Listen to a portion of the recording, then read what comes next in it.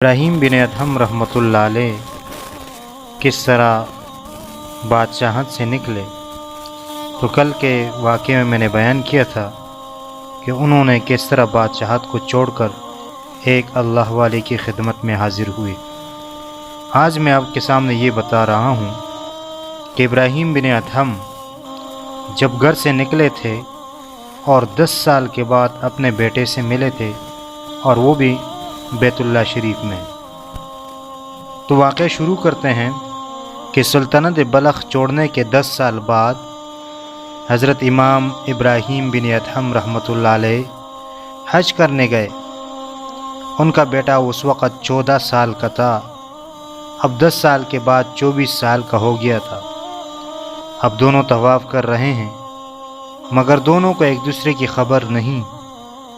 طواف کرتے کرتے جب مقام ابراہیم پر 2 رکعت نماز پڑھی تو بیٹے پر نظر پڑ گئی۔ باپ کا خون بیٹے کے رگوں میں دوڑتا ہے، لہٰذا باپ کی محبت نے جوش مارا۔ جب وہ 2 رکعت پڑھ کر فارغ ہوئے تو اپنے بیٹے سے پوچھا کہ تم کہاں سے آئے ہو؟ اس نے کہا میں سلطنت بلخ سے آیا ہوں۔ اب دل میں شبہ ہوا کہ ہو سکتا ہے میرے پہچان میں غلطی ہو، یہ کوئی اور نہ ہو، لہٰذا پوچھا کہ وہاں کیا کام کرتے ہو؟ اس نے کہا کہ میں وہاں کا بادشاہ ہوں۔